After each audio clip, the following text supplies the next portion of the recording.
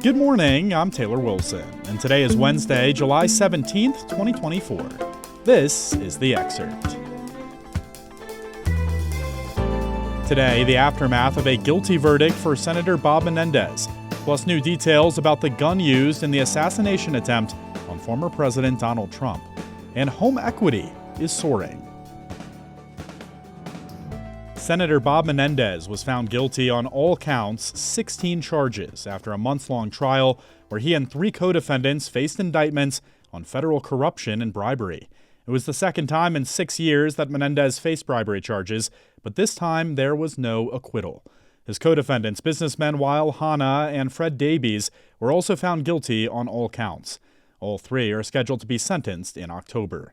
The federal indictment against Menendez alleged that he, his wife Nadine Arslanian Menendez, and three New Jersey businessmen, Hanna, Davies, and Jose Uribe, were part of a bribery scheme. Menendez and his wife allegedly received, among other things, cash, gold bars, and a luxury car in exchange for using his political influence. Uribe, a star witness for federal prosecutors, agreed to cooperate and pleaded guilty to 7 charges brought against him in the case. He awaits sentencing. The indictment alleges that between 2018 and 2022, Menendez and his wife engaged in a corrupt relationship with Hanna, Uribe, and Davies to the tune of hundreds of thousands of dollars in bribes in exchange for Menendez using his power and influence to protect, to enrich those businessmen, and to benefit the government of Egypt. A superseding indictment alleged Menendez was multitasking for Davies by also publicly praising Qatar to entice a Qatari sheik to invest in a property Davies owns. In exchange, Davies allegedly gave Menendez bribes in the form of cash and gold bars. Menendez's team leaned heavily on the defense that his wife was the mastermind, and he was unaware of exactly what she was up to. Attorneys for Hanna and Davies also highlighted gaps in evidence. Arslanian Menendez faces the same charges as her husband. She was initially supposed to be tried alongside her co-defendants, even after requesting the trials be severed. They were eventually separated due to her diagnosis of a serious medical condition, which was later announced to be breast cancer. You can read more with a link in today's show notes. We're learning more about the gun used in an assassination attempt on former President Donald Trump this past weekend. I spoke with USA Today investigative reporter Nick Penzenstadler for more. Nick, thanks for making the time. Yeah, happy to be here. So, Nick, what do we know about this gun and where it came from? Yeah, we don't know a ton, but immediately after the shooting on Saturday, law enforcement said that it was nothing special, kind of a run-of-the-mill AR-15 style semi-automatic rifle. We know that the ATF traced it within about 30 minutes of getting the trace request, tracing it back to where it was manufactured, where it was first sold, and it leaked that it was legally purchased by the shooter's father. So that's what we knew heading into this week. And what can you tell us about the company involved here? It seems like a fairly complicated ownership kind of history and structure. Right. So this week we've been working on learning more about the manufacturer of this firearm, and we learned that it is made by a company called DPMS. This was started back in 1985 by a Minnesota guy, and it stands for Defense Procurement Manufacturing Services. So this is kind of an old guard AR parts manufacturer in Minnesota. And then in 2007, this brand sold to another company and was moved later to Alabama. Actually, it was under the Remington brand for quite a while. But if you remember, Remington went through a bankruptcy, and then they had a messy lawsuit in the wake of the Sandy Hook shooting and the Bushmaster series. And eventually, this company is sold again to a company called JJE Capital, based in South Carolina, which is important.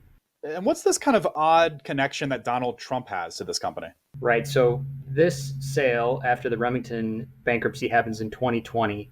Fast forward to 2023, and this Palmetto State Armory is part of this JJE Capital group. They're really well known for making affordable AR-15s and affordable weapons, and they advocate for broader gun rights. And former President Trump actually last September went and toured one of the facilities and gun shops in South Carolina owned by Palmetto State and met with their owners. And it was one of these kind of made for TV moments where he sees one of the clocks that they sell with his name engraved into the grip, and he says, I'm going to buy that. But of course, at the time, he was being investigated and was under a felony indictment, and there were questions whether that sale would have been illegal. And eventually his spokesperson came out and said he actually didn't buy that gun. He was just talking about how he wanted to buy the gun. So the owner of the company that manufactured the rifle that shot Donald Trump had been toured by him months ago. So it's kind of this weird connection. Nick, is the company responding at all here in the wake of the shooting? Yeah, so I did connect with a representative from JJE Capital, and they told me that the current form of JJE and Palmetto and this DPMS has no affiliation to the old manufacturer, and that, like the rest of the nation, they're condemning this violence and praying for President Trump and the survivors. So it's a kind of a complicated story where it was a former iteration of this brand that is now owned by a new company. So, Nick, what if weapons experts said about the choice of gun here and, why the shooter wasn't able to carry out his apparent goal of assassinating the former president? Yeah, almost immediately on Saturday, when the word came out that this was kind of a cheap AR platform, former Navy SEALs, Army Rangers, snipers came out and said this was a really odd choice for a long range shot. And it actually wasn't that long of a range by sniping standards. This is about 150 yards. And experts I talked to said if you're a trained marksman, this isn't that hard of a shot. We don't know if this rifle had any optics or sights attached to it yet. But we do know that this AR that shoots 5.56 would not be the choice that a lot of these expert marksmen would pick. They say it's really susceptible to humidity and wind. And they also say if you aimed at former President Trump's head, that's not what a sniper would do. They would shoot for his body. It's a much easier target. All right, Nick Penzenstahler, great work on this as always. Thank you, sir. Thank you. Day 2 of the Republican National Convention is in the books, and prominent GOP figures made their pitch to Americans across the country, focusing on safety issues, including crime, human and drug trafficking, and border security. Republicans criticized President Joe Biden's handling of the southern border, the opioid epidemic, and more. A group of conservative lawmakers addressed the GOP agenda if Republicans hold on to power in the House and pick up the Senate and White House this fall. And the assassination attempt on Donald Trump remained part of the conversation. Senator Marco Rubio took time out of his remarks to honor Corey Comparator, a firefighter who was killed in Trump's rally in Pennsylvania this weekend during the attempt on Trump's life. And Arkansas Governor Sarah Huckabee Sanders said that not even an assassin's bullet could stop Trump. Meanwhile, 2 of Trump's former rivals in the Republican presidential race supported him yesterday. Greeted by a chorus of boos, former South Carolina Governor Nikki Haley told convention goers that Trump has her strong endorsement and asked her to speak at the convention in the name of unity. Our foreign enemies win when they see Americans hate each other. They see that today, whether it's on college campuses or in a field in Butler, Pennsylvania.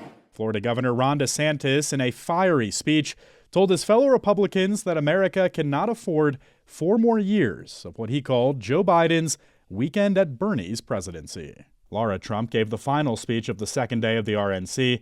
She called her father-in-law exactly what this country needs right now. You can follow along with usatoday.com for everything from day 3 of the convention. A man identified as Samuel Sharp Jr. was shot and killed yesterday by 5 police officers working as part of security efforts surrounding the Republican National Convention. Body camera video released by authorities showed he was brandishing a knife. The shooting happened just under a mile from the security perimeter of the convention, which is happening amid heightened security following a gunman's attempted assassination of Donald Trump this past weekend. Authorities said the fatal shooting in Milwaukee yesterday is unrelated to the convention, but for some residents of the neighborhood, it's raised questions about the decision to bring out-of-state police officers into the city to help provide policing for the event. The officers involved in the shooting are from Columbus, Ohio. Samuel Sharp Jr., the man killed, lived in one of Milwaukee's tent encampments and was well known by people in the neighborhood around King Park. They would often see him walking his dog and carrying a Bible. Columbus police are bringing the 5 officers involved in the shooting back home, but the other 35 officers sent to the city are remaining in Milwaukee. Home equity has doubled in 7 years, but the money is locked in. I spoke with USA Today personal finance reporter Daniel DeVise for more. Daniel, thanks for hopping on. It's a pleasure. So Daniel, let's start here. How much are the nation's homes worth, and how has America's home equity been trending in recent years? Our homes are worth a collective $32.8 trillion, and that is the value of the homes minus all of the mortgage debt in America. And the number has been rising. The reason I wrote this story is that I was surprised to see the home equity in this country has doubled in 7 years. So I guess it's a happy story. Yeah, so why has home equity soared in this way? Well, home prices have been going bananas. They rose about 40% in a 2-year span between 2020 and 2022, and way more than that over the last several years. The house has been a terrific asset to have in the last several years, and that's the main reason. And then the other thing is, I would say more recently, more people are kind of holding on to their homes because they're reluctant to sell because they've got these great mortgages, and the 3% mortgages a lot of people have. You can really build up equity with a mortgage like that. So all that's been working to the favor of rising home equity. Yeah, I want to hear a little bit more about that, Daniel. How does the current reality of higher mortgage rates sort of lock in homeowners to their current properties? Well, it's tricky, and there's been some zigzagging. Home equity went way up over about a 10-year period when we came out of the Great Recession. Home equity was at a trough then, a low of about $8 trillion. And it rose just like a ski slope up to around 30 trillion or a little more than that. And then it kind of zigzagged over the last couple of years. And I think the reason that happened was home prices sort of zigzagged as these interest rates went up in 2022. But then home prices recovered. And in spite of the fact of interest rates rising, the housing market has been pretty robust and home values have been robust. And yes, there's all these people. Gosh, I think 60% of homeowners still have a mortgage rate of 4% or better, which sounds insane.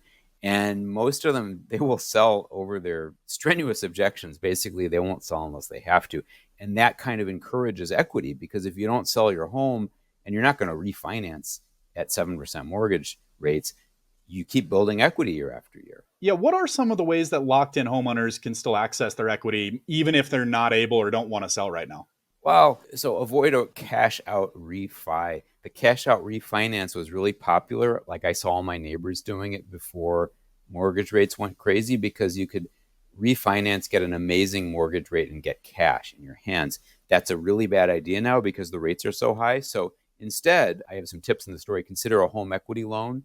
They ain't cheap. The average home equity loan rate is 8 and a change percent according to Bank Rate. The average HELOC, the line of credit, is 9%.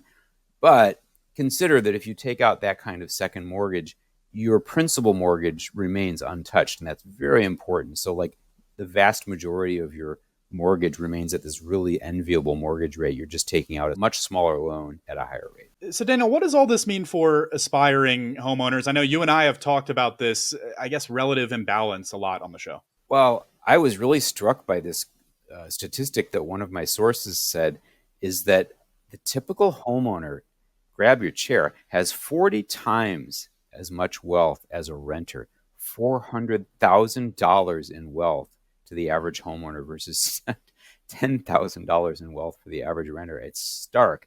And my goodness, there's no better statistics to encapsulate this sort of haves and have-nots situation we've got with homeowners versus aspiring homeowners. That is absolutely staggering. Daniel Devise covers personal finance for USA Today.